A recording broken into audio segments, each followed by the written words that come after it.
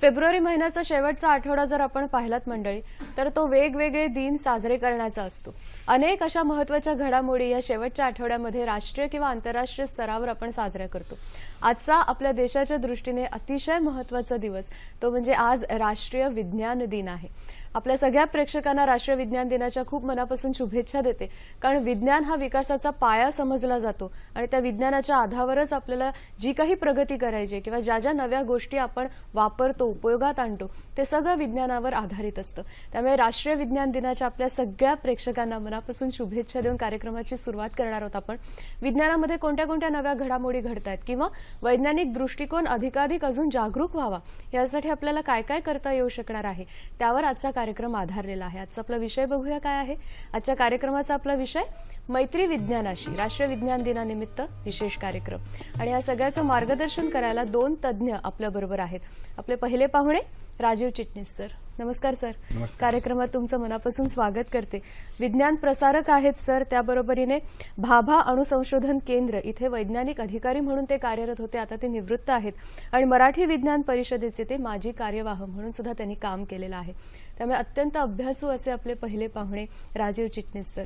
आणि आपल्या दुसऱ्या पाहुण्या आहेत सुलक्षणा महाजन मॅडम। नमस्कार मॅडम, तुमचंही कार्यक्रमात स्वागत करते।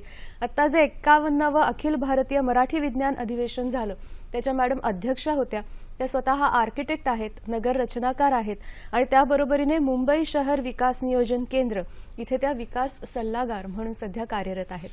या सगळ्याबद्दल आज ते आपल्याला माहिती देणार आहेत की विज्ञान प्रसार कसा झाला पाहिजे, विज्ञानाचं महत्त्व काय आहे आणि जेव्हा शहराचा विकास होतो तेव्हा विज्ञानाचं महत्त्व किती असतं या सगळ्याबद्दल मॅडम आपल्याला माहिती देणार आहेत। तुम्हाला काही प्रश्न असतील, काही शंका असतील, काही विचारायचं असेल तर आम्हाला जरूर फोन करा। त्यासाठी आपले दूरध्वनी क्रमांक आहेत 24908050 24988050 022 एसटीडी कोड। मुंबई बाहेरून जी मंडळी फोन कॉल्स करणार आहेत त्यांच्यासाठी आणि मोबाईलच्या माध्यमातून जे बोलणार आहेत त्यांच्यासाठी फोन करतो तेव्हा काही गोष्टींची काळजी आपण नेहमीच घेत असतो। आपल्या टीव्हीचा आवाज आपण शक्यतो बंद ठेवण्याचा प्रयत्न करा जेणेकरून तुमचा आवाज इथपर्यंत व्यवस्थित पोहोचेल। मोबाईलच्या माध्यमातून जर बोलणार असाल तर अशा ठिकाणी जाऊन आपण बोलणार आहोत जिथे रेंज उत्तम असेल जेणेकरून तुमचा आवाज मध्ये कट होणार नाही। आणि आजचा जो आपला विषय आहे मैत्री विज्ञानाशी राष्ट्रीय विज्ञान दिन आहे आज, त्या अनुषंगाने जर प्रश्न विचारले तर नव्या नव्या गोष्टींची माहिती मिळेल आणि आपली चर्चा अधिक खुलत जाणार आहे। पुन्हा एकदा तुम्हा दोघांचं मनापासून स्वागत आणि दोघांनाही राष्ट्रीय विज्ञान दिनाच्या मनापासून शुभेच्छा देते। धन्यवाद सर। सुरुवातच अशी करायची की राष्ट्रीय विज्ञान दिन आपण का साजरा करतो, त्याच्या मागचं कारण काय आहे? म्हणजे आजची जी तारीख आहे 28 फेब्रुवारी या तारखेला ते महत्व आहे। खरा या मागचा महत्वाचा दिवस म्हणजे 28 फेब्रुवारी 1928 हा दिवस अशासाठी महत्वाचा आहे की सर चंद्रशेखर वेंकटरामन हे विख्यात शास्त्रज्ञ सगळ्यांच्या माहितीचे आहेतच, तर त्यांनी एक महत्वाचा शोध लावला की ज्या शोधासाठी त्यांना 1930 साली नोबेल पारितोषिक देण्यात आलं आणि हा तो दिवस आहे की ज्या दिवशी त्यांना निर्णायक स्वरूपाची जी निरीक्षणं त्यांनी साधली ती ह्या दिवशी। त्यामुळे त्यांना अगोदर अपेक्षित काही गोष्टी होत्या त्या सर्व गोष्टी ज्या साध्य झाल्या त्या आजच्याच 28 फेब्रुवारी 1928 या दिवशी। रामन इफेक्ट आपल्या सगळ्यांना माहिती आहे, पण अगदी सर थोडक्यात या रामन इफेक्ट बद्दल तुम्ही काय सांगाल? ही सगळी पार्श्वभूमी बऱ्यापैकी माहित असते, पण नेमकं काय घडलं ते बऱ्याचदा माहित नसतं आपल्याला। अगदी थोडक्यात काय सांगाल शोधाबद्दल? बऱ्याच वेळी पार्श्वभूमी माहित म्हणजे नक्की काय आहे हा परिणाम हे मी आता थोडक्यात सांगतो। अगदी एखादी पारदर्शक एखादा पदार्थ घेतला, मग तो घन स्वरूपी असेल, द्रव स्वरूपी असेल वा वायू रूपातला असेल, त्यातून जेव्हा प्रकाशाचा किरण जातो तेव्हा तो अर्थातच त्याच्यातले जे रेणू आहेत ते सगळा प्रकाश विखरून टाकतात। बरोबर। हे विखरून टाकताना सर्वसाधारणपणे काय होतं, जो प्रकाश त्यातून चाललेला आहे त्याच प्रकाशाच्या तरंग लांबी दाखवणारेच प्रकाश किरण आपल्याला मिळतात। म्हणजे ज्यात जो चिरतोय तसाच प्रकाश सगळीकडे विखुरला जातो। परंतु त्यात अत्यंत अल्प प्रमाणात काही असे प्रकाश किरण असतात की त्यांची तरंग लांबी ही मूळ त्याच्यात जो सोडलेला प्रकाश किरण त्याच्यापेक्षा वेगळी असते। आता काय होतं, आणि ही जी वेगळी जी तरंग लांबी आहे या तरंग लांबीचं महत्व हे असं आहे की ती तरंग लांबी ज्या पदार्थातून हे किरण जात आहे त्याच्यावरती अवलंबून असते। म्हणजेच काय, जर ही प्रकाश जर तुम्ही याचा जर वर्णपट घेतलात तर या वर्णपटावरून तुम्हाला कुठला पदार्थ हे प्रकाश किरण विखुरतोय हे आपल्याला लक्षात कळू येतं. शकतं. तसंच प्रकाश किरण विखुरलेले आहेत, त्यांची तीव्रता कशावर अवलंबून असते तर एकूण त्या पदार्थाचं प्रमाण त्या ज्या तुम्ही कशात ज्याच्यात घेतलेलं आहे त्यात ते प्रमाण किती आहे त्यानुसार ते विखुरणं पण असतं. ह्याच्यासाठी ते द्रव स्वरूप, घन स्वरूप किंवा वायू ते कसं आहे, पारदर्शक पाहिजे असलं कारण पाहिजे. नाही तर बरोबर, प्रकाश जाणारच शिरणार नाही. नाही. बरोबर. आणि हा जो प्रयोग आहे हा जेव्हा मी मगाशी उल्लेख केला तो 28 फेब्रुवारी 1928 तो याला कलकत्त्याला रामन यांनी केला आणि नंतर अर्थातच तो इंडियन जर्नल ऑफ फिजिक्स मध्ये तो प्रकाशित झाला आणि त्याला अत्यंत इतकं महत्व प्राप्त झालं की रसायनशास्त्राचा तो उपयोगी आहेच. हो. या व्यतिरिक्त आज कदाचित त्याचा उपयोग स्फोटकं शोधण्यासाठी अच्छा. किंवा अंमली पदार्थ शोधण्यासाठी अशा आपण विविध क्षेत्रात होऊ बघतो शकतो. एकीकडे सर तो हाच आहे ना तो. हो, येस. हो, हो. आणि कशा कशासाठी त्याचा उपयोग आताच्या काळात? स्फोटकं शोधण्यासाठी होऊ शकेल. झालं त्याच्यानंतर अंमली पदार्थांचा शोध घेण्यासाठी. अच्छा. तसंच कर्करोग किंवा इतर काही ज्या शरीरातल्या ज्या व्याधी आहेत की ज्याच्यासाठी हे विश्लेषण रासायनिक विश्लेषण महत्वाचं ठरतं तिथे सुद्धा याचा उपयोग होऊ शकेल. मुळात एक झालं सुरुवातीच्या काळात काय झालं आता मी मगाशी सुरुवातीला म्हटलं फार थोड्या प्रमाणात प्रकाश विखुरला जातो त्यामुळे प्रकाशाची तीव्रता ही खूप लागते जो मुळात जो आपण प्रकाश किरण वापरणार तो कालांतराने लेसर किरण अस्तित्वात आले वगैरे वगैरे आणि त्यामुळे अर्थात आज हे जे तंत्र आहे हे चांगल्या प्रकारे वापरता येतं आणि म्हणून आता मी जे सांगितले ते उपयोग आपल्याला भविष्यात करता येतील. आणि गंमत अशी की जवळजवळ 7 वर्षात हा शोध लागल्यानंतर 700 प्रबंध याच्यावरती शोध निबंध प्रकाशित झाले होते. इतकं त्याचं महत्व होतं. मॅडम ह्या सगळ्याबद्दल बोलत असताना तुम्ही काही महिला शास्त्रज्ञांची माहिती सुद्धा आम्हाला सांगणार आहे ज्यांनी खऱ्या अर्थाने विज्ञान समृद्ध केलं असं म्हणता येईल. काय सांगाल तुम्ही ह्याच्याबद्दल? आपण त्याची स्लाइड सुद्धा बघू शकतो. मी त्याची एक स्लाइड मुद्दाम दाखवणार आहे. ही स्लाइड आहे तिघींबद्दलची 3 वैज्ञानिक शास्त्रज्ञांची. खरं म्हणजे खऱ्या अर्थाने सायलेंट स्प्रिंग रेचेल कार्सन ही जी मधली हिरवा रंगात असलेली जी स्त्री आहे ती बायोलॉजिस्ट होती आणि तिने पहिल्यांदा असं लक्षात आलं की जे औद्योगिकरण खूप वेगाने झालेलं होतं अमेरिकेमध्ये, खूप रसायन निर्माण होत होती, खूप तऱ्हेची शेतीमध्ये कीटकनाशकं होती आणि त्याच्यामुळे त्याचे परिणाम खूप मोठ्या प्रमाणावर जीवांवर होत होते, वनस्पतींवर होत होते.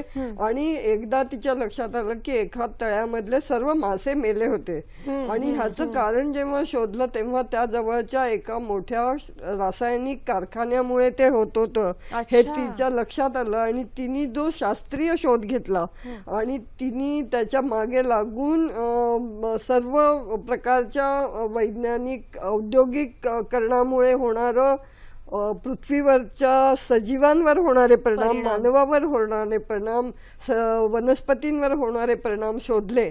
आणि तिने जे पुस्तक लिहिलं सायलेंट स्प्रिंग हे अतिशय महत्वाचं 1962 साली प्रकाशित झालं आणि त्यानंतर आपण शाश्वत विकास किंवा संपूर्ण जगाचा नाश न करणारा विकास कसा साध्य करायचा याच्यावर सर्व जगाचं सस्टेनेबल डेव्हलपमेंटवर लक्ष केंद्रित करणारी ही महत्वाची शास्त्रज्ञ होती. आणि आज तिचं नाव खूप मोठं आहे, घेतलं जातं विशेषतः रसायनशास्त्र, जीवशास्त्र आणि पदार्थ विज्ञान शास्त्रामध्ये सुद्धा. आज तिच्यामुळे संपूर्ण औद्योगिक विकासाला एक वेगळी दिशा मिळाली. दुसरं नाव मी घेईन ते death and life of cities, American cities. एका आज आपण बघतो आपल्या शहरामध्ये जिकडे तिकडे उड्डाणपुलं बांधतायत आणि उड्डाणपुलांमुळे सगळीकडे वाहतूक कोंडी होते आणि त्याच्यामुळे महाप्रदूषण होत आहे, सगळीकडे धूळ आहे, कचरा आहे आणि हे सर्व होणार आहे. ह्याचं भविष्यवेध 1960 साली न्यूयॉर्क मध्ये राहणाऱ्या या बाईने घेतला. ही साधी एक वार्ताहर होती परंतु तिचा वैज्ञानिक दृष्टिकोन इतका मोठा होता की ती म्हणली या वेगाने जर खाजगी वाहनं वाढत राहिली तर सर्व शहराचा सत्यानाश होईल. आणि तेव्हा ती म्हणली की अमेरिकेमधल्या शहरांचा सत्यानाश करण्यासाठी खाजगी मोटारी ह्या कारणीभूत ठरतील आणि आज तिचं भविष्य खरं ठरत आहे. आज दुर्दैवाने आपण फ्लायओव्हर बांधत आहोत परंतु जगामधले बहुतेक शहर उदाहरणार्थ कोरियामधलं महानगर जे आहे सिऊल, तिथे 7 किलोमीटर लांबीचा फ्लायओव्हर 75 साली बांधला, तो आज पाडला गेला आणि त्या जागी पूर्ण हरित अशी बाग तयार करण्यात आली. अच्छा, म्हणून अच्छा. तिचं महत्व मोठं आहे. माझ्या दृष्टीने शहर नगर नियोजन शास्त्राच्या दृष्टीने महत्वाचं आहे. आणि ह्या सगळ्याला एक तिसरी व्यक्ती कारणीभूत होती, ती म्हणजे फेमिनाईन मिस्टिक, म्हणजे स्त्रियांचं विज्ञानातलं योगदान किती महत्वाचं आहे आणि त्या विज्ञानाकडे एका वेगळ्या पद्धतीने बघू शकतात, अतिशय वेगवेगळ्या पद्धतीने. जसं रेचेल कार्सननी हो. जीववैज्ञान आणि रसायनशास्त्र यांचा संबंध जोडला, किंवा जेन जेकब्सनी शहरांवर होणारे गाड्यांचे दुष्परिणाम जाणले. तर अशा पद्धतीचं आंतरवैज्ञानिक संशोधन करण्यामध्ये स्त्रिया आघाडीवर आहेत आणि आज म्हणून त्यांचं महत्व आहे. म्हणजे जसं सी.व्ही. रामन यांनी एक पदार्थ विज्ञानातला शोध लावला, तसा आंतरवैज्ञानिक संबंध जोडणाऱ्या या स्त्रिया वैज्ञानिक होत्या आणि त्यांचं महत्व मला म्हणून महत्वाचं अगदी वाटतं. खरंय. पहिला फोन घेऊया कार्यक्रमातला. शलाका गाडगीळ आपल्याशी बोलतात. नमस्कार. नमस्कार. बोला. मी शलाका गाडगीळ कल्याणहून प्रश्न विचारू इच्छिते. आज विज्ञान दिन, मात्र भारतीय समाज कितपत वैज्ञानिक दृष्टिकोन बाळगतो असा प्रश्न विचारला तर त्याचे उत्तर निराशाजनकच येईल. आपलं काय मत आहे? भारतीय राज्यघटनेत वैज्ञानिक दृष्टिकोनाचा प्रचार आणि प्रसार हे नागरिकांचे मूलभूत कर्तव्य म्हणून नोंदविले गेले आहे. पण गेल्या 40 वर्षात या विषयात काहीही प्रगती न होता अधोगतीच झाली आहे. आपण काय सांगाल? या दोन्ही प्रश्नांचं उत्तर आपल्याला नक्की मिळणार आहे. शलाका गाडगीळ यांचा जो पहिला प्रश्न होता सर, की म्हणावं तितकं एकंदरीत जी जागरूकता आहे किंवा वैज्ञानिक दृष्टिकोन जो निर्माण व्हायला हवाय सर्वसामान्यांमध्ये, तो तितकासा होताना दिसत नाही. काय सांगाल याच्याबद्दल तुम्ही? खरंय. अगोदर तुम्ही उल्लेख जो केलात की जो भारतीय घटनेने काही अधिकार बहाल केलेत किंवा हो. मूलभूत कर्तव्य आहेत, भारतीय घटनेचं 51 आणि उपकलम ह हे जे कलम आहे त्यानुसार अर्थातच वैज्ञानिक जाणीव रुजवणे हा एक अत्यंत महत्वाचं जे कर्तव्य आहे हे आपल्याला पार पाडायचं आहे भारतीय नागरिक म्हणून. त्याचा त्यांनी उल्लेख केला, ते बरोबर आहे. आणि किंबहुना हा जो विज्ञान दिन जो आहे, राष्ट्रीय विज्ञान दिन, हाही त्याचा एक उद्देश जो आहे ते कर्तव्य पार पाडण्यासाठी लोकांना उद्युक्त करणं, आणि आपण तो प्रयत्न करतोय. त्याच्यासाठी अर्थातच department of science and technology वगैरे याच्या अंतर्गत येणाऱ्या वेगवेगळ्या संस्था आहेत, त्या संस्था वेगवेगळ्या रीतीने प्रयत्न करतात. आणि म्हणूनच 1987 साली हा विज्ञान दिन पाळायला सुरुवात झाली, जेणेकरून जागरूकता वाढली पाहिजे. ओके. पण फार त्याला पण महत्त्वाचा असतो हा. आहे. पुढचा जो भाग आहे, मॅडमनी जे सांगितलं ते खरं आहे. अनेक याची उदाहरणं आहेत. जेव्हा सूर्यग्रहण होतं, मला आठवतंय 84 जे झालं होतं सूर्यग्रहण 85, तेव्हा अक्षरशः मी तेव्हा मुंबईतच काही गोष्टींचं निरीक्षण केलं. सगळ्या खिडक्या बंद झालेल्या होत्या. खरं म्हणजे ज्या सूर्यग्रहणाचं निरीक्षण करायचं ते अक्षरशः त्याच्याकडे दुर्लक्षित केलं गेलं, कारण काहीतरी परिणाम होईल असं. मग इकडेच गरज भासते ती काही खासगी संस्था म्हणा किंवा सरकारी संस्था, या सगळ्यांच्या मार्फत विज्ञानाचा प्रसार करण्यासाठी, विज्ञानाशी मैत्री करण्यासाठी लोकांना गरजेचं आहे. उद्युक्त आणि करणं. मराठी विज्ञान परिषदेमध्ये तर अशा ग्रहणाच्या वगैरे वेळेला खूप लोकांना आवाहन केलं जातं की तुम्ही या, आम्ही दुर्बिणींची व्यवस्था केलेली असते, तुम्ही ते ग्रहण आवर्जून बघा, नाही का? खरं, मुद्दाम कार्यक्रम आयोजित केले जातात. आणि याच्यात जरासं मी थोडंसं जास्त सांगू इच्छितो की काही वेळा काय होतं, मी अक्षरशः मला आलेला अनुभव माझा, ज्या पण तुम्ही मगाशी माझ्या आधीच्या करिअरच्या बाबतीत थोडासा उल्लेख केला, राहू काळात प्रयोग सुरू करायचे नाहीत ही सूचना असायची. राहू काळ म्हणजे दक्षिणी लोकांच्या दृष्टीने अत्यंत महत्वाचा काळ आहे. तो ते माझ्या असं सांगितलं म्हणजे तो अशुभ काळ असावा. आणि पुढचा गमतीचा भाग, कारण असे त्यावेळी जर प्रयोग केला नाही तर आमचा सगळंच एकूणच जो कार्यक्रम वेळापत्रक बिघडायचं. म्हणून आमचे ते जे कोण बॉस होते ते येण्याच्या अगोदर आम्ही हा प्रयोग सुरू करायचा. नंतर त्यांच्या लक्षात आलं, पण त्याचा विनोदाचा भाग असा की जेव्हा राहू काळात जे प्रयोग सुरू केले ते अत्यंत यशस्वी झाले. पण याचा अर्थ परत असा काढू नये की राहू काळात केलेले प्रयोग हे यशस्वी होतात. तर मुळातच बाकी गरज आहे ती अर्थातच लोकांच्यात अजूनही वाढलं पाहिजे. बाणवली गेली पाहिजे. एक्झॅक्टली. त्यांचा जो दुसरा प्रश्न होता की विज्ञानाचा प्रसार प्रचार, त्याबद्दलची अधिक माहिती देण्यासाठी आपल्याबरोबर आहेत नवनीत गुजराती सर. नाशिकहून ते आपल्याशी जोडले गेलेत फोनच्या माध्यमातून. नमस्कार. हॅलो सर, कार्यक्रमामध्ये तुमचं मनापासून स्वागत आणि राष्ट्रीय विज्ञान दिनाच्या तुम्हाला खूप शुभेच्छा. आपल्यालाही खूप शुभेच्छा. प्रश्न असा आहे की या विज्ञानाच्या क्षेत्रामध्ये खूप वेगवेगळ्या घडामोडी होत असतात, वेगवेगळे प्रयोग असतात, वेगवेगळे अभ्यास केले जातात. ते सर्वसामान्यांपर्यंत पोहोचणं आणि सर्वसामान्यांमध्ये विज्ञानाचा प्रसार आणि प्रचार होणं, यासाठी काय करता येऊ शकतं, काय काय केलं पाहिजे आणि तुमच्याकडून कोणते असे प्रयत्न होतात, काय सांगाल त्याच्याबद्दल? आमच्याकडे मराठी विज्ञान परिषदेच्या ज्या शाखा आहेत वेगवेगळ्या ठिकाणी, त्यांच्या मार्फत ह्या केंद्रामार्फत आम्ही त्या वेळेला त्या विषयाच्या लोकांना बोलवून घेतो. अच्छा. आणि मग ते सर्व लोकांसमोर आम्ही त्यांचे व्याख्यानं ठेवतो. म्हणजे मग लोकांना त्याची माहिती मिळते, त्याची सर्व सामान्यांच्या जीवनावरती काय परिणाम होणार आहे याची त्यांना कल्पना देण्यात येते. पण हा प्रसार प्रचार सर अजून वाढला पाहिजे. म्हणजे मराठी विज्ञान परिषद तर ह्यासाठी खूप मोठं काम करतेच, पण त्या बरोबरीने हा प्रसार आणखीन व्हावा ह्यासाठी काय केलं पाहिजे असं तुम्हाला वाटतं? आता आमचा प्रयत्न असा असतो की साधारण सर्वसाधारण समाजामध्ये वेगवेगळ्या विषयावरची भाषणं आम्ही ठेवतो. नंतर त्याचे आम्ही कार्यक्रम पण ठेवतो सर्वसामान्य लोकांसाठी. आणि माझी अपेक्षा आहे की जे शाळा महाविद्यालय आहेत त्यातल्या शिक्षकांनी विज्ञान प्रसारक म्हणून काम केलं पाहिजे. आम्ही तसे प्रयत्नही करतो. नंतर आम्ही त्या शिक्षकांचे वर्ग पण घेतो आणि त्यांचा विज्ञान प्रसारक म्हणून त्यांचा उपयोग कसा होईल असं त्याचा ट्रेनिंग आम्ही त्यांना देतो. बर. आपल्याबरोबर आपल्या ह्या चर्चेमध्ये राजीव चिटणीस सर आहेत, त्याबरोबरीने सुलक्षणा महाजन मॅडम सुद्धा. सर, तुम्हाला काही विचारायचं आहे ना या अनुषंगाने या प्रसाराबाबत? कारण नाशिक सारख्या केंद्रामध्ये ते सर कार्यरत आहेत, तर काय विचारावं असं वाटतं तुम्हाला? मला वाटतं त्यांचं कार्य मला माहित आहे. खरोखरच म्हणजे नाशिक मधलं कार्य किंवा परिषदेचे इतर जे विभाग आहेत ते अत्यंत खरोखरच प्रामाणिकपणे इतकं छान काम करतात. आणि गुजराती सरही मी त्यांना तसे ओळखीचे आहेत, त्यामुळे मला पूर्ण कल्पना आहे. आणि खरोखर आता गुजराती सरांनी जे सांगितलं ते खरोखरच सगळ्यांना स्पृहणीय आहे. गुजराती सर, ह्या सगळ्या म्हणजे तुम्ही हे सगळं जे कार्य करत आहात त्याला सामान्यांचा प्रतिसाद कसा असतो? कारण सर्वसामान्यांमध्ये प्रसार व्हावा म्हणून तुम्ही काम करताय, त्यांचा प्रतिसाद ह्या सगळ्याला कसा असतो? एकूण प्रतिसाद तसा फारसा चांगला असत नाही समाजामध्ये. काय बरं का, एक तर विज्ञानाबद्दल थोडंसं अज्ञानच जास्त आहे आणि लोकांचं एक आपला भारतीय समाज रूढी परंपराने खूप बांधलेला आहे आणि त्याच्यातनं बाहेर येणं फार अवघड आहे त्यांना.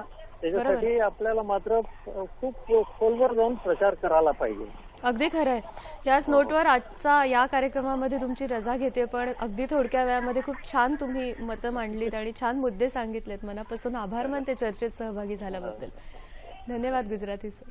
गुजराती सरांनी जो आता मुद्दा मांडला ना की अंधश्रद्धेशी कुठेतरी जोडला जाणारा तो भाग आहे, सर काय सांगाल त्याच्याबद्दल? कारण एकीकडे विज्ञान प्रसार जेव्हा आपण म्हणतो आहोत तेव्हा दुसरीकडे ह्या संदर्भातल्या बातम्या म्हणा किंवा न्यूज चॅनलवर सुद्धा खूप मोठ्या प्रमाणात आपल्याला हे सगळं बघायला मिळतं की अंधश्रद्धेचे बळी किंवा अंधश्रद्धेमुळे हे काम केलं. हे सगळं वाचताना तुम्हाला असं वाईट नाही वाटत की एकीकडे प्रसार करतोय विज्ञानाचा आपण? दुर्दैवाने काय झालंय, जेव्हा राष्ट्रीय विज्ञान दिन येतो तेव्हाच बऱ्याच माध्यमांना विज्ञानाची आठवण येते. खूप महत्वाचा मुद्दा. कारण प्रत्यक्षात इतर जेव्हा घटना घडतात तेव्हाच खूपदा असंही होतं की तेव्हा पुरते ते लेख येतात, परंतु दुर्दैवाने माध्यमही नंतर विसरून जातात. आता त्याचे दोन भाग आहेत. लोकांचा सहभाग कसा असावा, तो वेगवेगळ्या संस्थांनी कसं काम करायचं, आणि त्याचबरोबर ती जे department of science and technology म्हणजे शासकीय पातळीवरती प्रयत्न करणं. शासकीय पातळीचे प्रयत्न खरोखरच चालू आहेत. तर लोकांनी यात अधिकाधिक सहभाग झाला, किंबहुना प्रोत्साहन मिळण्यासाठी अनेक प्रकारची पारितोषिकं सुद्धा आहेत. Department of science and technology राष्ट्रीय पारितोषिक वेगवेगळी 6 प्रकारची. कलिंग पारितोषिक जे आहे हे जागतिक स्तरावरती युनेस्को कडून दिलं जातं, ज्याला खरं म्हणजे भारतातर्फे ओडिशाच्या सरकारतर्फे आणि भारतातर्फे त्याला पुरस्कृत केलेलं आहे. तर ह्या याच्यात एवढी सगळं असताना सुद्धा, एवढ्या सगळ्या सोयी असताना सुद्धा दुर्दैवाने लोकांचा विज्ञानाकडे बघण्याचा दृष्टिकोन हा अत्यंत नकारात्मक. सोशल नेटवर्किंग साईट्स पुरत्या शुभेच्छा आपण देतो का त्या दिवशी फक्त? त्याच्यात विचित्र एकदा मी चित्र सांगतोय आलेलं. 2 अशी झाडं दाखवली होती माडाची. त्याच्यात सूर्य सकाळची वेळ किंवा संध्याकाळची, कारण ते ओळखता येत नाही आपल्याला. सूर्य क्षितिजाच्या जवळ आणि त्याच्यावर पूर्ण चंद्र दाखवला होता आणि हे सगळं सुंदर चित्र म्हणून सगळीकडे फिरत होतं. जेव्हा सूर्यचंद्र जवळ असतील तेव्हा तो दिवस अमावस्येच्या जवळचा असतो. अख्खा पौर्णिमेचा चंद्र हा समोर कधीही दिसू शकत नाही. तर असे जे चित्र जी आहेत आणि त्यांना ते- अत्यंत अवैज्ञानिक चित्र आहेत आणि त्यांना फार लोकप्रियता लाभते. लाभते. काय सांगाल मॅडम ह्याबद्दल तुम्ही? मला असं वाटतं की आपल्या समाजामध्ये ज्या अंधश्रद्धा आहेत, विशेषतः दिव्यांगांबद्दलच्या, हो. त्याबद्दलची जाणीव खूप कमी आहे, पण ती हळूहळू शहरी भागात काही प्रमाणात वाढते. विशेषतः मला नाशिकचा अनुभव मी मुद्दामून सांगते. गुजराती सरांनी नाशिकला आहेत. नाशिकला साधारण 30 वर्षापूर्वी मतिमंद मुलांची शाळा रजनी लिमये यांनी सुरू केली. ओके. त्यावेळी मुलांच्या आई वडील हे कबूल करायचे नाहीत की आपल्या मुलांमध्ये थोडीशी problem कमतरता आहे. आहे. परंतु जेव्हा रजनी लिमये यांनी गावामध्ये हिंडून त्यांचा स्वतःचा मुलगा ऍक्च्युली असा होता, तर त्यांनी जेव्हा ती शाळा सुरू केली, आज त्या शाळेला इतकं मोठं स्वरूप आलेलं आहे की आज तालुक्यामधली मुलं तिथे हॉस्टेलमध्ये राहून चांगलं शिक्षण घेतात आणि औद्योगिकरणाच्या प्रक्रियेत भाग घेतात. त्यामुळे एका बाजूला जरी मतिमंद म्हटले जात असले तरी एका बाजूनी त्यांना समाजाने काही प्रमाणात स्वीकारलं ऍक्सेप्टन्स सुद्धा आहे. आहे. विशेषतः आई वडील सुद्धा पुढे येत आहेत की आपल्या मुलांची मानसिक वाढ जर होत नसेल तर डॉक्टरांकडे तपासणी करून घ्यावी. दुसरं एक उदाहरण नाशिकचंच आहे. ते आहे की कर्णबधीर मुलांच्या बद्दलचं. आणि माई लेले शाळा म्हणून एक जी सुरू झाली ती नाशिकला सुरू झाली. आज त्याच्यामध्ये अक्षरशः शेकडो मुलं नाशिक जिल्ह्यामधली अतिशय लहानपणापासून ज्यांना ऐकू येत नाही त्या मुलांना आज ऐकू येतं, त्यांना शिक्षण दिलं जातं आणि मग ती काही वर्षातच साध्या शाळेमध्ये जाऊन पूर्ण शिक्षण घेऊ शकतात. तर ही अंधश्रद्धा हळूहळू कमी होईल आणि मला वाटतं त्याचं सुरुवात शहरांपासून होते. म्हणजे नाशिक सारख्या शहरापासून होते, पुण्यासारख्या शहरापासून होते, सोलापूर पासून होते आणि मग ती तालुक्याभर पसरते आणि जेव्हा ही माहिती व्हायला लागते तेव्हा मग आई वडिलांच्या मनातली अंधश्रद्धा थोडी थोडी कमी होते आणि मग विशेष शाळांमध्ये ही मुलं पाठवली जातात. किंवा आमच्या शहरीकरणाच्या दृष्टीने आजकाल आम्ही म्हणतो की अंध लोकांसाठी जेव्हा ते रस्त्यावरनं चालतात किंवा रेल्वे स्टेशनवरनं जातात तेव्हा त्यांना चालण्यासाठी विशिष्ट अशी एक फरशी तयार केलेली असते. त्यामुळे ते काठी जेव्हा टेकत जातात तेव्हा त्यांना कळते की आपला डबा कुठे आला आहे, आपण कसं चालावं. त्यामुळे काही प्रमाणात समाजामध्ये जागृती होते आहे, परंतु ज्या प्रमाणात व्हायला पाहिजे तेवढी होत नाहीये, याचं दुःख वाटतं. विज्ञान दिनाच्या वेगवेगळ्या वर्षी वेगवेगळ्या थीम्स किंवा संकल्पना असतात आणि ह्या वर्षीची संकल्पना आता मॅडमने जी मांडली तीच आहे दिव्यांगांसाठी विज्ञान आणि तंत्रज्ञान. या विषयावर आणखीन सविस्तर आपण बोलणार आहोत, पण त्या अगोदर फोन घेऊया. रवींद्र कुडाळकर आपल्याशी बोलतात. नमस्कार. हॅलो, बोला सर. हा, रवींद्र कुडाळकर पुण्याहून बोलतोय. बोला. विज्ञान हे सहज सुलभ पद्धतीने विद्यार्थ्यांपर्यंत पोहोचण्याच्या दृष्टीने व अधिक आवड निर्माण होण्याच्या दृष्टीने आणि विद्यार्थ्यांमध्ये संशोधक वृत्ती वृद्धिंगत होण्याच्या दृष्टीने काय केलं गेलं पाहिजे असं या दोन्ही मान्यवरांना वाटतं. धन्यवाद. जरूर, याबद्दल नक्की सर आणि मॅडम आपल्याला सांगतील. आज आपण मैत्री विज्ञानाशी करतो आहोत, आजचा आपला विषय आहे, पण ही फक्त आजपुरती नाही तर रोज झाली पाहिजे ही मैत्री विज्ञानाशी आणि त्याच संदर्भातली आजची आपली ही चर्चा सुरू आहे. रवींद्र कुडाळकर यांनी जे सांगितलं की विद्यार्थ्यांमध्ये संशोधक वृत्ती निर्माण होण्यासाठी काय केलं पाहिजे, काय करता येईल, काय सांगाल सर? विद्यार्थी नक्कीच एक अत्यंत महत्वाचा घटक आहे समाजाचा. आता पेरलं तर ते उद्या उगवणार आहे आणि त्याची जी बीज आहेत ती अर्थातच नक्कीच पेरली जातात आणि याच्यासाठी अनेक माध्यम आहेत की ज्या माध्यमांद्वारे हा अभ्यास म्हणा किंवा मैत्री ही करता येईल. अगदी मग ती साधी छापील माध्यमं असोत किंवा आता उपलब्ध असलेली ही माध्यमं सगळी असोत. त्याबरोबर काही छापील माध्यमातही वेगवेगळी आपल्याला भाग करता येतील. एक म्हणजे जे लेख असतात विज्ञानावरती असं घडलं, ते घडलं की त्याची माहिती देणं. विज्ञान कथा असतात, सुद्धा विज्ञान कथातून अत्यंत महत्वाची माहिती मिळते आणि महाराष्ट्राला विज्ञान कथांचा एक उत्तम वारसा प्रकार लाभलेला आहे. किंबहुना मुलं यात अत्यंत रस घेतात, फक्त त्यांच्या समोर ते आणून ठेवलं पाहिजे. नावच घ्यायची तर नाळीकर, प्राध्यापक जयंत नाळीकर, बाळ फोंडके, निरंजन घाटे, सुबोध जावडेकर, लक्ष्मण लोंढे अशी अनेक नाव आहेत. मला वाटतं मुलांना हेही वाचायला द्यावं. त्याचबरोबर आता जी सायन्स म्युझियम आहेत तिकडे सुद्धा वेगवेगळे प्रयोग करायला देतात, तिथेही त्यांना न्यावं आणि अर्थातच तिथलंही वातावरण जे आहे, नवे प्रयोग करायची संधी ती त्यांना मिळवून द्यावी. बरोबर. आपण पुढे हा मुद्दा अजून एक्सटेंड करणार आहोत की फक्त मुलांनी नाही, सगळ्यांनीच त्याच्यामध्ये येणं गरजेचं आहे. पण सर, एक फोन घेऊया आधी. नवी मुंबईहून सिद्धेश भुसाने आपल्याशी बोलतात. नमस्कार सिद्धेश. नमस्कार. बोला. तुम्हाला राष्ट्रीय विज्ञान दिनाच्या शुभेच्छा. धन्यवाद. तुम्हालाही. माझे 2 प्रश्न आहेत. विज्ञानाचे नवीन कोणकोणते विषय आता अस्तित्वात येत आहेत आणि विज्ञानाचे फायदे व तोटे कोणते आहेत? बर, धन्यवाद. विज्ञानाचे फायदे तोटे तर रोजच्या जगण्यामध्ये आहेत. आपण आता या मैत्री विज्ञानाशीकडे येऊच या. काय सांगाल मॅडम तुम्ही? या संदर्भात मी एक स्लाइड दाखवू जरूर. इच्छिते. ही एक स्लाइड आपण बघूया. ही फार महत्वाची स्लाइड असे मला वाटतं. साधारण 1800 सालापासून आपण ज्याला म्हणतो की आधुनिक विज्ञान आपल्याला माहीत झालं. आणि जर तुम्हाला ही साधी माहिती अशी आहे की 1900 साली भारतामध्ये आपण जेव्हा जन्मायचो तेव्हा आपलं मृत्यू साधारण 36व्या वर्षी व्हायचा. म्हणजे ॲव्हरेज लाईफ एक्सपेक्टन्सी ज्याला म्हणतो आपण, जीवनमान हे 35 वर्ष होतं. आणि केवळ 100 वर्षात म्हणजे 2000 साली आज ते दुप्पट झालेलं आहे. 70 किंवा 70च्या आसपास गेलेलं आहे. आणि जर तुम्ही हा ग्राफ जर पाहिला माझा ह्याच्यातला, तर ग्राफ मध्ये असं दिसेल की 1800 सालापर्यंत जगाची लोकसंख्या 1 अब्ज होण्यासाठी साधारण 50,000 वर्ष लागली होती. कारण विज्ञान नव्हतं. वेगवेगळे रोग यायचे, साथीचे रोग यायचे, देवी यायची, ताप यायचा, सर्दी खोकल्यानी मरायची, विषाणी मरायची, विषाणू चावून मरायची. आणि त्यानंतर मात्र पुढच्या केवळ 200 वर्षात 7 अब्ज लोकसंख्या झाली. एका अर्थाने आपण म्हणू की हे विज्ञानाचं यश आहे. कारण आता देवीनी माणसं मरत नाही, टायफॉइडनी मरत नाही, देवीचा रोग येत नाही. लाखो लोक, एकदा लंडनची लोकसंख्या 2 वर्षात 30% लोक मरून गेले होते. 2 वर्षात 1834 साली. आता ते होत नाही. म्हणजे एका अर्थाने तुम्ही म्हणता तसे विज्ञानाचे लाभ हे आहेत की आज आपल्याला एक चांगल्या प्रकारचं आयुष्य मिळत आहे. परंतु दुसऱ्या बाजूनी लोकसंख्या वाढली आहे आणि ती प्रचंड वेगाने वाढली आहे.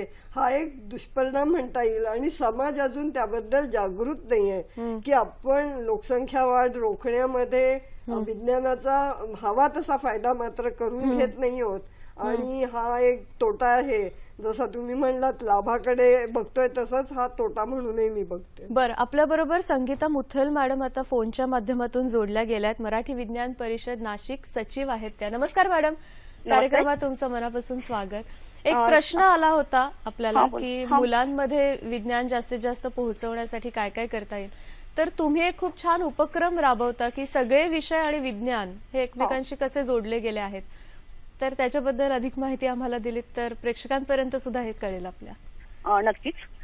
मराठी विज्ञान परिषद नाशिक विभागाकडून वेगवेगळ्या कार्यशाळा मुलांसाठी घेतल्या जातात. आणि या कार्यशाळा घेताना बेसिकली आमचा विचार असाच असतो की शाळेमध्ये जे विषय शिकवले जातात, इतिहास, भूगोल, नागरिकशास्त्र, हे सगळे असे वेगवेगळ्या पद्धतीने शिकवले जातात. म्हणजे वेगवेगळ्या तासांना वेगवेगळ्या शिक्षकांकडून शिकवले जातात. आणि विज्ञान म्हणजे केवळ जीव, भौतिक, रसायनशास्त्र असं नाहीये. तर आम्ही ज्या कार्यशाळा घेतो, इतिहास, भूगोल कार्यशाळा असेल, स्वयंपाकघरातलं विज्ञान असेल किंवा निसर्ग विज्ञान कार्यशाळा असेल, तर या सर्व कार्यशाळेमध्ये आम्ही इतिहासाचं विज्ञानाशी, भूगोलाचा विज्ञानाशी, त्याचबरोबर भाषा, कार्यानुभव, चित्रकला, जैवविविधता, औषध निर्माणशास्त्र अशा अनेक विषयांचा आम्ही त्याच्यामध्ये अंतर्भाव करत असतो. आणि त्यामुळे कुठलाही एक विषय जो आहे त्या विषयाचा इतर विषयांचे काय संबंध आहे किंवा काय समवाय आहे तो लक्षात आणून दिला जातो. त्याचबरोबर असंही होतं की जेव्हा आपण हे विषय मुलांना समजावून सांगत असतो किंवा ते प्रात्यक्षिकांमधनं करून देत असतो, त्यामुळे मुलांना आपलं हे विज्ञान दैनंदिन जीवनामध्ये कुठे वापरलं जात आहे याची सांगड घातली जाते. आणि त्यामुळे विज्ञानाच्या बाबतीमध्ये मुलांमध्ये जी अरुची निर्माण होते किंवा हा विषय वेगळा तो विषय वेगळा असं न होता त्या विषयांमधला संबंध समजतो. त्याचबरोबर ते दैनंदिन जीवनामध्ये कुठे वापरलं जातं हेही समजतं. आणि यामुळे विज्ञानाची आवडही निर्माण होते. त्याचबरोबर मुलांना तो विषय सोपा व्हायला लागतो. त्याचबरोबर अगदी वेगवेगळ्या संकल्पनाही आपल्याला छोट्या ह्याच्यातून देता येतात.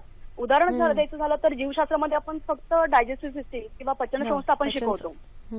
पण आम्ही त्याच्या बाहेर असं जाऊन हे करतोय की पचनसंस्था शिकवताना अन्नाचा प्रवास कसा होतो एखाद्या मॉडेलवरनं शिकवलं जातं किंवा सांगितलं जातं. आणि त्यानंतर मग जिथे अन्नामध्ये पाचकद्रव्ये मिसळले जातात तर त्या भागामध्ये नक्की काय क्रिया होते, मग ते मिक्सरचं भांडं तोंडापर्यंत जर भरलं आणि मग आपण मिक्सर फिरवलं तर मग काय होतं, तर ते मुलांना प्रेशर हातावरती जाणवून किंवा ते उडणं ही क्रिया मुलांना समजते आणि मग त्यांच्या लक्षात येतं की असं का होतं. मग त्याची कारणं मुलं सांगतात बर आणि ते कारणं सांगत असताना मग असं होतंय की जर त्या मिक्सरच्या भांड्याला आतल्या पदार्थाला फिरण्यासाठी जागा नाहीये, ते जर असं उसपळून बाहेर येते, तीच क्रिया आपल्या पोटामध्ये पण होते. मग आपण पुन्हा पोटभर अपच. जेवावं का, बरोबर पुन्हा हे होतं. आणि मग किती जेवावं, काय जेवावं, कोणकोणते पदार्थ त्याच्यामध्ये असावेत, मग जंक फूड, फास्ट फूड याच्याही संदर्भामध्ये हे सगळं सांगितलं जातं. मग सॉफ्ट ड्रिंक्स म्हणजे काय, आणि मग मनोरंजन माध्यम आपण जे शिकवतोय तर त्याच्यामध्ये आपल्याला हेही सांगता येतंय की जी बर के खाऊ आणि हाज मोलाचे पचाऊ.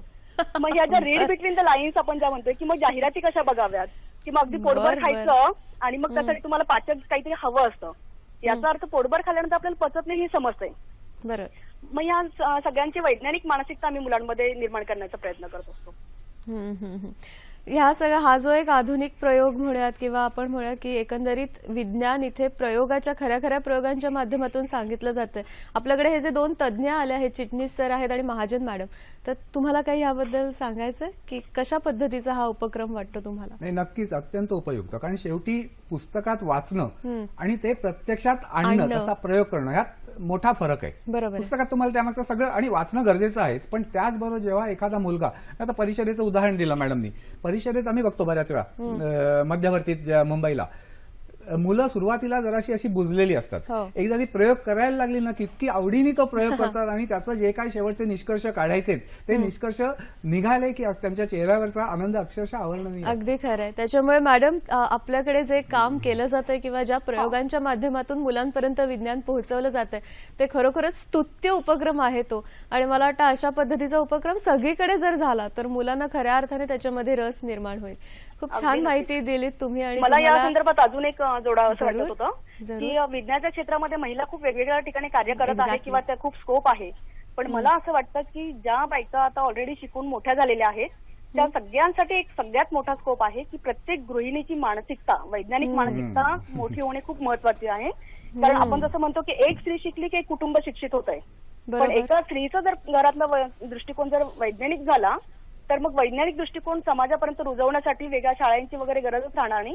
कारण त्या स्त्रीला हे लक्षात येईल की आपल्या मुलांना आपण काय खायला द्यायला हवं, काय नकोय.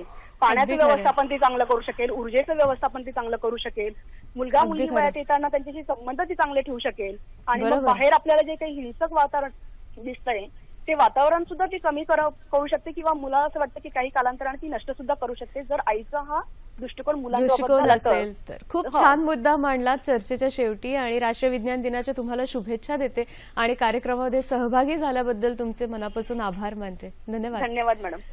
आपण मैत्री विज्ञानाशी म्हणत असताना ती केवळ मुलांपुरती मर्यादित न राहता त्याच्या पलीकडे गेली पाहिजे. आणि त्यांनी आता गृहिणींचा उल्लेख केला. आई वडिलांची भूमिका फार महत्वाची असते. मगाशी मॅडम असं म्हणाल्या होत्या. काय सांगाल त्याच्याबद्दल? मग मी सरांकडे येणार आहे. मला वाटतं महिलांची भूमिका विज्ञानाच्या दृष्टीने सगळ्यात महत्वाची आहे. आणि जर आपण घरोघरी पाहिलं किंवा अगदी टीव्हीवरच्या मालिका पाहिल्या तर जास्त करून स्त्रिया या पारंपरिक पद्धतीच्या दाखवल्या जातात. हो. पूजा अर्चा करणाऱ्या, वडाला फेऱ्या घालणाऱ्या किंवा ठराविक पदार्थ खायचे, अमुक दिवशी उपास करायचे वगैरे वगैरे.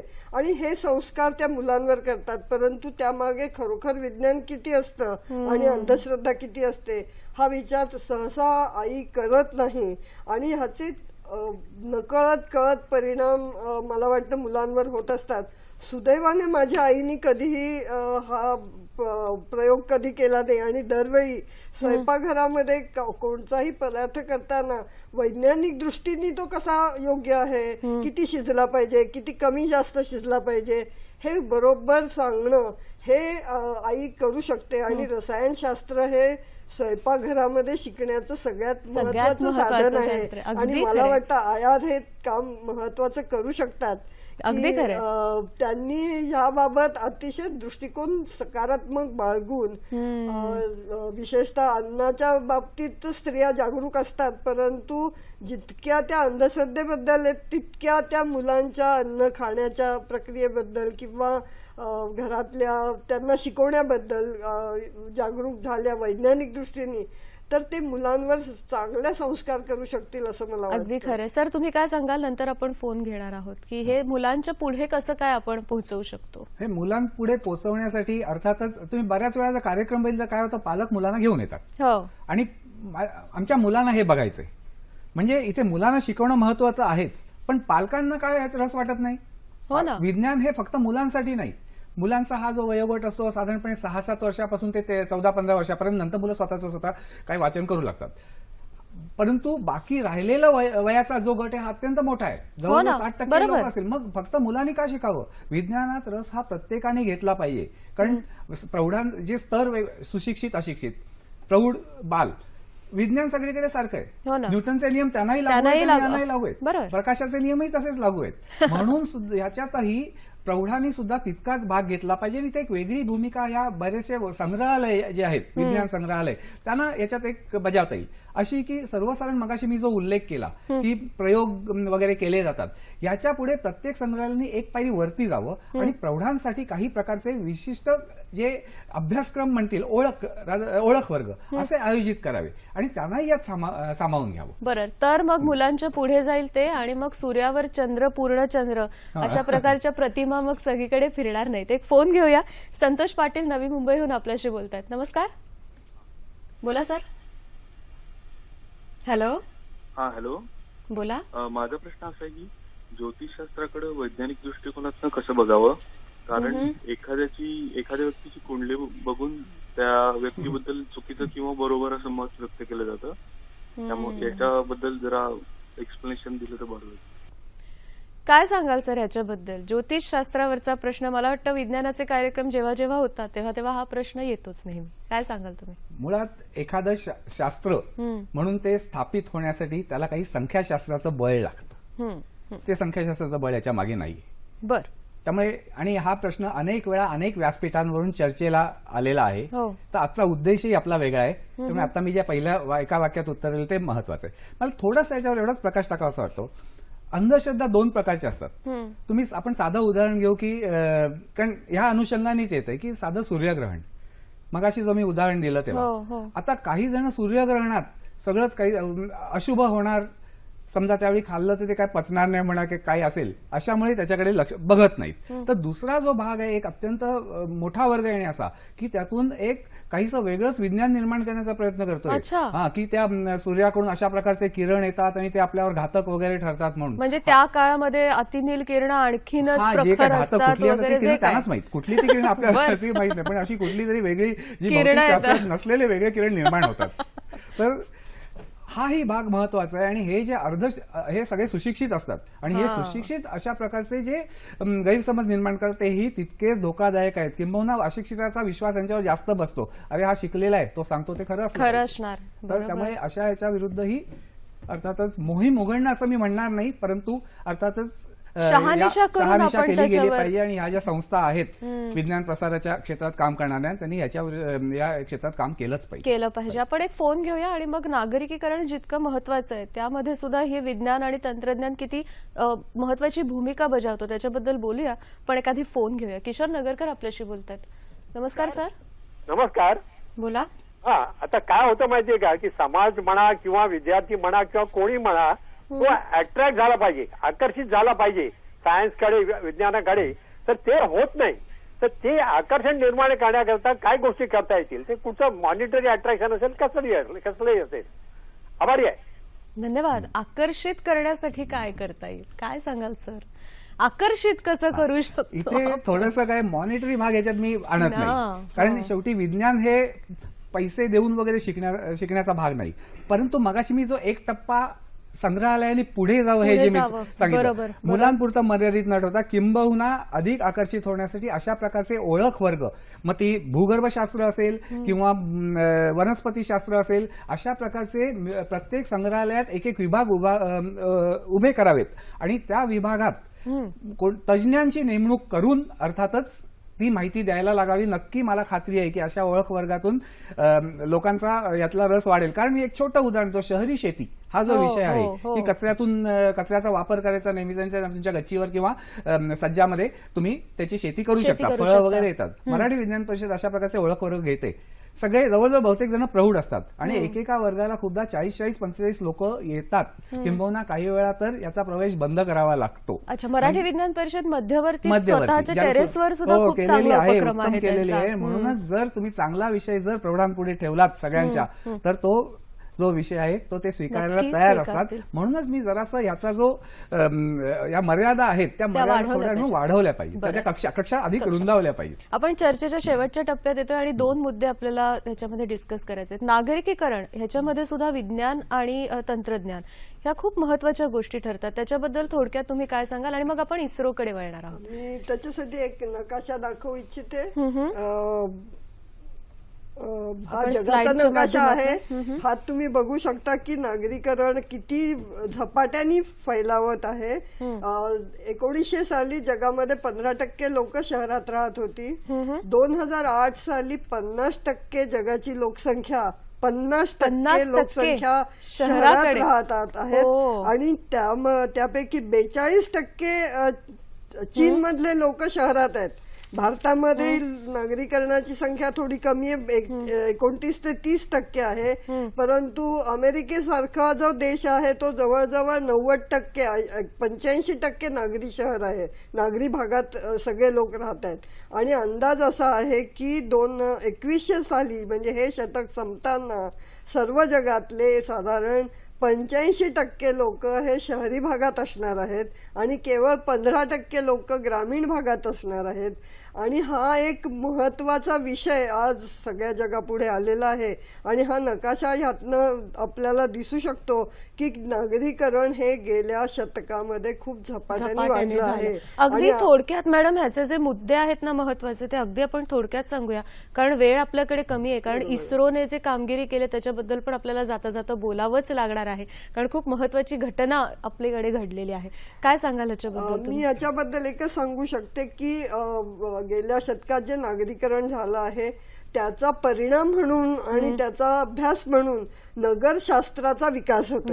बरोबर. आणि आज पहिल्यांदा जगामध्ये IIT मध्ये, मुंबईच्या पवईच्या IIT मध्ये नगरशास्त्र विभाग सुरू झाले आहे. नगरशास्त्रामध्ये वाहतूकशास्त्र येतं, लोकसंख्याशास्त्र येतं, स्थलांतरशास्त्र येतं, समाजशास्त्र येतं, अर्थशास्त्र येतं, तसंच एकूण एन्व्हायरमेंटलचं शास्त्र येतं.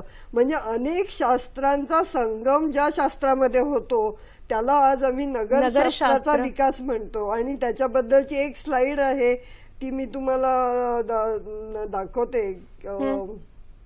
ह्याच्यामध्ये हे सगळ्या गोष्टींचा जेव्हा समावेश होतो तेव्हा शास्त्रीय दृष्टिकोनातून आपण नगर विकसित करू शकतो. आणि नगर विकास हा एक जागतिक प्रश्न मानला जातो. आणि सस्टेनेबल डेव्हलपमेंटमध्ये सस्टेनेबल सिटीज हा जागतिक गोल आहे. जर तुम्ही हा जो सस्टेनेबल डेव्हलपमेंट गोल म्हणजे शाश्वत विकास सगळ्या जगाचा जर व्हायचा असेल तर शाश्वत शहरं हा एक त्या विकासाचा महत्वाचा भाग आहे. आपण हा खरं तर म्हणजे नगरशास्त्र हा खूप मोठा विषय आहे, पण आपल्या कार्यक्रमाची वेळ आता संपत आली. पण आपण इस्रोचा मात्र इथे प्रामुख्याने सर उल्लेख करूया, कारण ती जी घटना घडली जागतिक स्तरावर त्याची नोंद घेतली गेली आणि आपल्यासाठी तर खूप मोठी स्टेप होती ती. खूप मोठं नाव वैज्ञानिक क्षेत्रामध्ये आपलं त्याच्यामुळे झालेलं आहे. काय सांगाल त्याच्याबद्दल तुम्ही? 104 उपग्रह आणि एकंदरीतच ते सगळ्यांनीच त्याची नोंद घेतली होती. 104 उपग्रह सोडणं अर्थातच अभिमानास्पद आहे. परंतु याच्याकडे आपण आणखीन एका दृष्टीने बघितलं पाहिजे की आपण आता ह्या तंत्रज्ञानात अजूनही GSLVच्या बाबतीत थोडेसे जरी मागे असलो तरी तिथेही आपली प्रगती चालू. PSLV म्हणजे जो ध्रुवीय मुख्यतः ध्रुवीय कक्षेत फिरणारे जे कृत्रिम उपग्रह आहेत त्यांच्या तंत्रज्ञानात आपण बऱ्यापैकी वर पोहोचलेलो आहोत. याचा उपयोग जो सगळ्या तंत्रज्ञानाचा हा एक लक्षात घ्या, विज्ञान प्रसारासाठी ही अत्यंत महत्वाची गोष्ट आहे. भारत तसा बरंच क्षेत्रफळ व्यापणारा देश आहे. त्यातला काही भाग तर असा आहे, मग तो अगदी ईशान्येकडचा भाग असेल किंवा वाळवंटी प्रदेशातला असेल किंवा अशा ठिकाणी आज सुद्धा शिक्षण हे काहीसं दुरापास्त आहे. तिथे महत्वाची गोष्ट ही की हे जे कृत्रिम उपग्रह आहेत, पूर्वी एड्युसॅट हा सोडला गेलेला होता, तर अशा उपग्रहांमार्फत शिक्षण देणं अत्यंत महत्वाचं आहे. त्याची सुरुवात अर्थातच 2004 पासून किंवा अगोदर कंट्री वाईड क्लासरूम वगैरे जो पूर्वीचा तिथे झालेली आहेच. परंतु आज गरज आहे ही कुठेतरी थबकल्यासारखं वाटतंय यातून आणखीन पुढे जायला आणखीन पुढे जायला हवं. हवं. त्यामुळे आणि इस्रोचं ही जी दमदार कामगिरी आहे ही नक्कीच या दृष्टीने अत्यंत महत्वाची ठरणार आहे. आता बाजू जी आहे ती इस्रो आपली बाजू सांभाळते, नंतर दुसरी जी बाजू आहे की याचा लाभ घेणारे जे आहेत किंवा लाभ दुसऱ्यांना देणारे यांनी पुढची बाजू सांभाळण्याची गरज आहे. सांभाळली पाहिजे. याच नोटवर आजची चर्चा आपण इथेच थांबवतोय. तुम्ही दोघंही इथे आलात आणि कार्यक्रमात सहभागी झालात. मनापासून आभार मानते आणि राष्ट्रीय विज्ञान दिनाच्या पुन्हा एकदा तुम्हाला मनापासून शुभेच्छा देते. आपल्या सखी सह्याद्रीमध्ये आपण वेगवेगळे कार्यक्रम इथे आयोजित करत असतो. आपला बुधवारचा जो सखी सह्याद्री आहे तो कुठला आहे ते बघूया. प्रायोजित कार्यक्रम आहे आपला बुधवारचा सखी सह्याद्री, सर्व आजारांवर एकमेव उपचार अॅक्युपंक्चर, आणि ह्याच्यामध्ये सहभागी होणार आहेत डॉक्टर सचिन लोहिया. तुमचे प्रश्न आमच्यापर्यंत नक्की पोहोचवा, या कार्यक्रमामध्ये पण सहभागी व्हा. आणि प्रतिक्रिया नोंदवण्यासाठी 2 माध्यमं आपल्यासाठी आहेत. फेसबुक पेजला तुम्ही व्हिजिट करू शकता किंवा तुम्ही आम्हाला ईमेल सुद्धा पाठवू शकता. ही माध्यमं कशी हाताळणार आहात? www.facebook/sakhisahadri.dd इथे जाऊन फेसबुकला व्हिजिट करा आणि sakhisahadri@gmail.com हा आपला मेल आयडी आहे. तिथे तुम्ही प्रतिक्रिया पाठवा आणि या ईमेल आयडीवर तुम्ही तुमचे प्रश्न बुधवारच्या सखी सह्याद्रीचे आधीच या ईमेल आयडीवर सुद्धा नक्की पाठवू शकता. पुन्हा एकदा दोघंही कार्यक्रमामध्ये सहभागी झालात. राष्ट्रीय विज्ञान दिनाच्या पुन्हा एकदा तुम्हाला शुभेच्छा देते आणि तुमचे आभार मानते. आपल्या प्रेक्षकांचे सुद्धा मनापासून आभार, ते सुद्धा कार्यक्रमात सहभागी झाले, छान प्रश्न विचारले. नव्या कार्यक्रमासह नव्या विषयासह आपण पुन्हा भेटणार आहोतच. आज मात्र इथेच थांबतोय. नमस्कार.